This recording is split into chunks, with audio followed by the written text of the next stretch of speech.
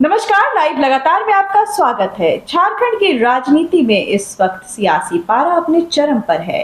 Budget सत्र के समापन के अवसर पर मुख्यमंत्री हेमंत सोरेन द्वारा हिंदू पूजा पद्धति और आस्था को लेकर दिया गया बयान अब एक बड़े विवाद की शक्ल ले चुका है। जी हां, भारतीय जनता पार्टी ने हेमंत सोरेन के इस वक्तव्य पर कड़ी आपत्ति जताते हुए इसे न केवल विवादित करार दिया है, बल्कि उन्हें सीधे तौर पर हिंदू विरोधी होने के कटघरे में खड़ा कर दिया है। लेकिन सवाल यह उठता है कि क्या सदन के पटल से दिया गया यह बयान महज एक राजनीतिक टिप्पणी थी या इसके पीछे कोई गहरी वैचारिक और रणनीतिक मंशा छिपी है। क्या इस बयान के कुछ ऐसे भी मायने हैं जो सत्ता और विपक्ष की नूरा कुश्ती के बीच दब गए हैं। आज इन्हीं अनसुलझे पहलुओं और सियासी समीकरणों पर विस्तार से चर्चा के लिए हमारे साथ जुड़ रहे हैं लाइव लगातार के सहयोगी देवेंद्र कुमार। देवेंद्र जी, आपका स्वागत है। तो बिना किसी लाग लपेट के हम सीधा मुद्दे पर आते हैं कि आखिर भाजपा ने क्यों इस प्रकार झारखंड के सीएम को बिल्कुल घेर रखा है, ऐसी घेराबंदी कर दी है और सीएम का जाते जाते बजट सत्र के समापन में इस तरह के बयानबाजी के क्या मायने हो सकते हैं। आपने कहा कि भाजपा ने सीएम हेमंत की घेराबंदी कर दी है। ये घेराबंदी की है या नहीं की है, उसने कोशिश जरूर की है। खैर, हम लोग जो इस विवाद की शुरुआत होती है वो बजट सत्र के समापन के अवसर पर सीएम हेमंत के उस बयान से होती है, जिसकी आपने चर्चा भी की है। सीएम हेमंत ने बड़े ही तल्ख लहजे में एक टिप्पणी की कि सबसे ज्यादा सरस्वती पूजा झारखंड बिहार में होती है और सबसे ज्यादा मेघा जो सामने आता है वो जापान से आता है। सबसे ज्यादा लक्ष्मी की पूजा हम लोग करते हैं और सबसे ज्यादा जो अरबपति करोड़पति निकलते हैं वो अमेरिका से निकलते हैं। तो उनका अगला लाइन था कि कहीं तो कुछ गड़बड़ साला है। यही गड़बड़ साला पर सारा गड़बड़ साला सामने आ रहा है। आपने ठीक कहा कि सीएम हेमंत को पूरे विधान बजट सत्र में हम लोग पहले भी इसकी चर्चा कर चुके हैं कि भाजपा कहीं भी विपक्ष की भूमिका में नजर नहीं है। भाजपा कहीं ना कहीं एक हद तक वो फ्रेंडली मैच खेलती हुई नजर आई।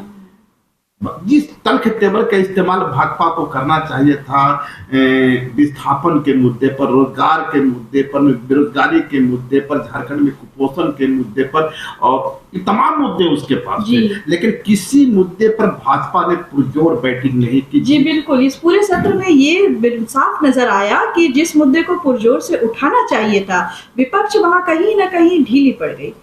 तो इसके जी टाइट का मुद्दा था, रसोइयों के मानदेय का मुद्दा था, बहुत सारे मुद्दे थे और इन सभी मुद्दे पर जयराम महतो ने मुखता से अपनी बात रखी।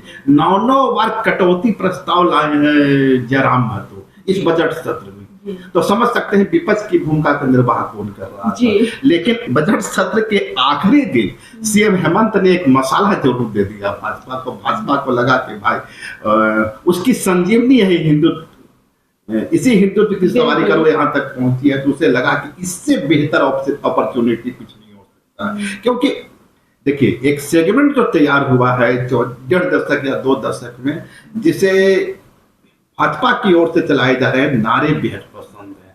वो नारा है हिंदू अस्मिता का, और उस नारे के सामने बेरोजगारी, मुद्रास्फीति, बढ़ती गैस का सवाल, बेरोजगारी, ये सब पीछे छूट जाते हैं। लेकिन सबसे बड़ा सवाल है कि सीएम हेमंत के इस बयान को किस रूप में देखा जाए, इसका पॉलिटिकल पर्सपेक्टिव क्या हो और क्या वास्तव में भाजपा इसे एक मुद्दा बना रही है। यदि मुद्दा बना रही है तो क्या वास्तव में हिंदू हित के सम्मान में भाजपा मैदान में है, हिंदू धर्म के सम्मान में भाजपा मैदान में है, या उसका पॉलिटिकल एजेंडा है। तो आपको याद होगा कि जीतन राम मांझी कभी राम के अस्तित्व पर ही सवाल खड़ा किए थे और उन्होंने कहा था कि भाई हमारे मुसर कम्युनिटी में तो कभी सत्यनारायण भगवान की पूजा होती ही नहीं थी। इधर के कुछ दिनों में क्या सनक चढ़ गया है, पंडित जी लगाते हैं, अंतर मंत्र करता है और पूजा ठग के ले जाता है। तब भाजपा ने बड़ा बवाल काटा था। आज जीतन राम मांझी कहाँ है? उसी भाजपा में उसी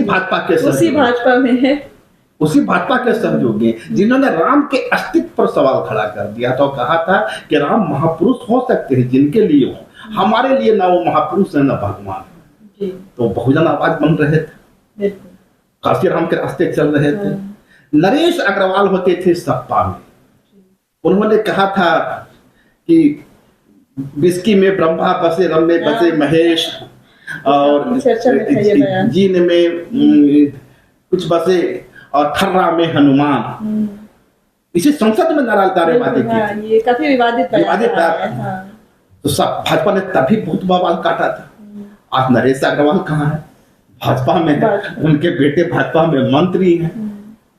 और एक चीज, जब पूरे देश में बीफ को लेकर हंगामा खड़ा किया जा रहा था और यूपी के एक लड़के की तो उसमें हत्या भी हो गई थी, अखलाक, जिसके बीफ खाया या नहीं खाया पर उसके मॉब लिंचिंग में उन्हें मार दिया गया। उनके घर से निकला कुछ और बीफ था या नहीं था अलग बात है। पर उसी वक्त जब उस समय के कानून मंत्री जो पूर्वोत्तर से आते हैं तो उनसे सवाल किया गया तो उन्होंने कहा कि मैं तो बीफ खाता हूं, शान से कहा कि मैं तो बीफ खाता हूं। तो भाई इसको किस नजरिए से देखा जाए?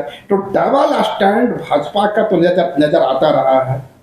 किरण रिजिजू, हाँ किरण रिजिजू, तो उन्होंने कहा था। बाद में संदीप पात्रा का क्या बयान आया? संदीप पात्रा से जब लगातार ये सवाल किया गया कि आप गाय की रक्षा की बात, गौ रक्षा की बात करते हैं और उधर किरण रिजिजू आपके जो सबसे बड़ा चेहरा कहते हैं बीफ खाते हैं, तो उन्होंने सफाई क्या दे दी थी? उन्होंने कहा कि वो तो मिथुन है, वो तो गाय है ही नहीं है। अब हिंदू लोग को सदमा लगा, हजारों वर्षों से वो गाय मान रहे थे, अचानक भाजपा वालों ने कह दिया कि भाई तो गाय ही नहीं है। तो ये राजनीति में कभी भी कुछ भी हो सकता है। तो मेरा कहने का मतलब है कि एक दृष्टि हमेशा खड़ा किया जाता है कि भाजपा के बाहर जो भी है वो गैर हिंदू है, हिंदू विरोधी है, और चाहे उसके बयान जितने भी संतुलित हों या थोड़ा बाइस्ड हो। अब जीतन राम मांझी के बयान को हम संतुलित नहीं कर सकते, नरेश अग्रवाल के बयान को संतुलित नहीं कर सकते, पर किरण रिजिजू के बयान को तो संतुलित कर सकते हैं। वो खाते हैं, सदियों से खा रहे हैं तो बोल रहे थे। लेकिन हर बार भाजपा उसे एक मुद्दा तो बनाती है, मुद्दा तब बनाती है और चेहरा विपक्ष में होता है। सीएम हेमंत ने ऐसी कौन सी? सीएम हेमंत ने वही कहा जो कभी काशीराम कहते थे। काशीराम की कहानी तो याद होगी, जब माया काशीराम बहुजन पार्टी का उभार हुआ था तो उन्होंने कहा था तिलक तराजू और तलवार इनको मारो जूते चार। और वही मायावती जब भाजपा के सहयोग से मुख्यमंत्री बनती है तब क्या नारा लगता है? तब लगता है हाथी नहीं गधे से, ब्रह्मा विष्णु महेश से। तो मैं कह रहा हूं कि भाजपा जिस नैरेटिव को लाती है वो सिर्फ पॉलिटिकल नैरेटिव, उसे एक डिजाइन किसने तैयार किया है जहां वह हिंदू सेंटीमेंट को तैयार करता है और उसके आधार पर उसकी पॉलिटिक्स पनपती है। और करीब हर पॉलिटिकल पार्टी का अपना कुछ बैकग्राउंड होता है, भाजपा का भी है। निश्चित रूप से उससे हक है कि वो अपनी डिजाइन से पॉलिटिक्स करे। हेमंत सोरेन हो गए, लालू यादव हो गए, मायावती हो गई और दूसरे के तमाम राजनेता हैं जो क्षेत्रीय दलों से आते हैं, उनकी भी अपना पॉलिटिकल बैकग्राउंड है, पॉलिटिकल आधार है, वो अपने हिसाब से पॉलिटिक्स करते हैं। पर हिंदू तो दोनों ही है। आप ये बताइए, हेमंत सोरेन से बड़ा सुबह झारखंड में हिंदुत्व का कौन सा चेहरा? बाबूलाल मरांडी के अंतिम तस्वीर आई थी मुझे जहां तक याद है, कुंभ मेला में जब स्नान करने गए थे। उसके बाद से हेमंत सोरेन का सैकड़ों तस्वीर आ गई है।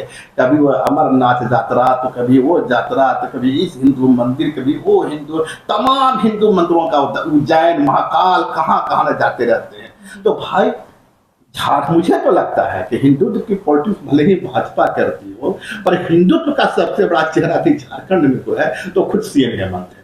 तो अगर वो हिंदुत्व के चेहरे हैं या हिंदुत्व के इतने बड़े पुरोधा हैं, तो आखिर ऐसे बयान का क्या अर्थ हो सकता है फिर? वो एक मैसेजिंग कर रहे हैं।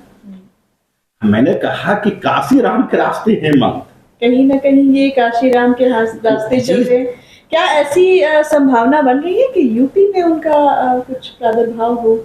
नहीं, यूपी में प्रादुर्भाव तो बाद के दिनों में देखा जाएगा किस तरह के समीकरण बनते हैं, क्योंकि कहीं ना कहीं यूपी की राजनीति जो है वो इस तरह के बयानों पे भी निश्चित जो यूपी की राजनीति रही है, खासकर काशीराम की जो पृष्ठभूमि रही, बहुजन समाज का जो आंदोलन रहा वो रही है। पर ये आपको याद ये रखना चाहिए कि ये जो पलामू का एरिया है, पलामू से गढ़वा तक का जो एरिया है, लेस्लीगंज वगैरह का पूरा है, इसमें बसपा की एक मजबूत पकड़ है। एक सर्टेन वोट ऑफ परसेंटेज उसके पास, बसपा के पास रहा है पलामू पूरे एरिया में। तो ऐसा नहीं है, बसपा को अभी यहाँ बसपा की एक्टिविटी भी है, बसपा के यहाँ विधायक भी रहे हैं, तो कहने का एक सीमित आधार ही रहा है। अब मुझे पता नहीं कि सीएम हेमंत किस नैरेटिव को ले रहे हैं, पर इतना साफ है कि वे काशी राम के रास्ते चलते हुए दिख रहे हैं।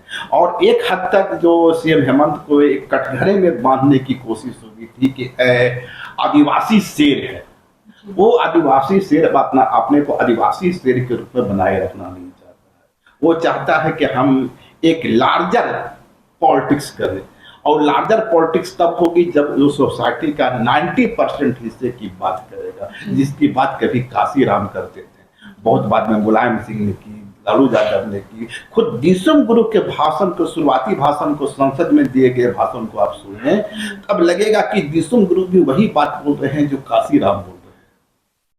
हालांकि दिसुम गुरु के चेहरे को हमेशा आदिवासी चेहरे के बतौर देखा गया, पर लैंग्वेज दोनों का देखें तो काशी राम के बयान को सुने और दिसुम गुरु के बयान को सुने तो दोनों में कुछ समानता नजर आएगी।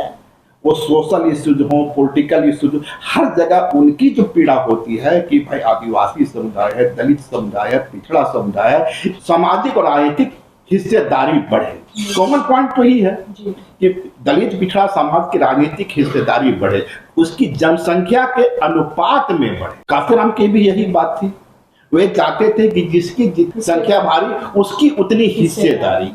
तो उस शब्दावली का प्रयोग नहीं कर करके जगदेव प्रसाद जिस तरह बिहार में नारा लगाते थे या बाद में लोहिया लगा रहे थे, पिछड़ा पावे 900 में 60, तो इस तरह की तमाम शब्दावलियों के बीच कुछ एक आवाज उठते रहे, कभी जगदेव प्रसाद के माध्यम से, कभी दिसुम गुरु के माध्यम से, पर एक लार्जर आवाज जो था काशी राम का। हमें लगता है कि हेमंत सोरेन अब उस विचारधारा से प्रभावित होते दिख रहे हैं, या उन्हें लग रहा है कि जो आदिवासी चेहरे के रूप में उन्हें कैद करने की कोशिश की जा रही, इससे वो बाहर निकले। पर एक बात और सहाय जी, जिस तरह से इसके पहले भी हेमंत बयान देते रहे, यही वक्त क्यों चुना गया जब सीएम हेमंत को घेरने की? बिल्कुल, मैं यही पूछने वाली थी कि ये ही एक सर्टेन पीरियड क्यों था कि इस वक्त मतलब सदन में जाकर के सीएम इस तरह के बयान दे रहे हैं? ये बयान तो सीएम पहले भी देते रहे हैं, और उसे इस तरह से विक्टिमाइज करने की कोशिश क्यों हुई? तो क्या सीएम हेमंत आसाम में जो जर्नी करने जा रहे हैं, आसाम में जिस तरह से उनकी एंट्री हो रही है, या आसाम में 4 सीट हो, 5 सीट हो, 6 सीट हो, 10 सीट हो, इतना निश्चित है कि पहली बार जेएमएम जो है झारखंड, बंगाल, छत्तीसगढ़ से बाहर निकलते हुए आसाम पहुंच रही है। वो आसाम जो कभी भी ग्रेटर झारखंड का हिस्सा नहीं था, या देश को बनाने के मांग नहीं, वहां पहुंच रहे हैं।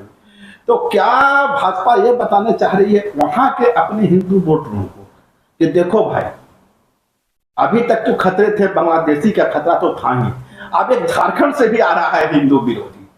तो क्या उस पॉलिटिकली उस मतदाता को या उस वोटर्स को वे एक मैसेज देना चाह रही है भाजपा? और इसीलिए हेमंत सोरेन के चेहरे को एक अचानक से हिंदू विरोधी खलनायक के तौर पर पेश किया जा रहा है। हो सकता है भाजपा की अपनी रणनीति हो, पूरा अधिकार है अपनी हिस्से की राजनीति करे, सीएम हेमंत को अपने अधिकार है, उनकी स्वतंत्रता है अपने हिस्से की राजनीति, वे कर दोनों के अपनी। तो आज हमारे वरीय सहयोगी देवेंद्र जी ने बिल्कुल विस्तार से बताया कि जो भी बयानबाजी हेमंत सोरेन ने सदन में खड़े होकर दी, उसके क्या मायने हो सकते हैं, और बीजेपी इस पूरे बयान को किस तरह तोड़ मरोड़ कर या अपनी राजनीतिक रोटी सेक सकती है। तो कहीं ना कहीं मैं ये कह रहा था सिंधा जी कि भाजपा का पूरा हक है, उसकी जो स्टाइल ऑफ पॉलिटिक्स रही है उस हिसाब से, उस नजरिए से वो देख रही है। उसकी कोशिश तो हमेशा यही होगी कि जो विपक्ष का कोई भी चेहरा, जो उभरता हुआ चेहरा, मतलब हेमंत सोरेन के बयान को भाजपा कहीं ना कहीं राजनीतिक गेन अपनी तरफ से मान रही है और प्रस्तुत कर रही है कि देखो असम में जो कुछ भी हो रहा है या जो भी होने वाला है उसमें हिंदू वोटर्स जो है वो टूटे नहीं। टूटे नहीं। एग्जैक्टली यही भाजपा की रणनीति ऐसी प्रतीत हो रही है। प्रतीत हो रही है। सीएम हेमंत की कोशिश है कि उनका चेहरे को जो एक आदिवासी नेता और बढ़े और वो झारखंड के आसपास के राज्यों में भी लार्जर आबादी, देश की लार्जर आबादी को रिप्रेजेंट करे, बहुजन आवाज बन के चले। तो मुझे लगता है जहां तक कि काशीराम के रास्ते हेमंत और धर्म के सम्मान में भाजपा मैदान में तो आज के लिए इतना ही। खबरों का सिलसिला यूं ही चलता रहेगा। आप बने रहें लाइव लगातार के साथ। धन्यवाद। लाइव लगातार के वीडियो को लाइक करें, सब्सक्राइब करें और बेल आइकन को दबाना न भूलें।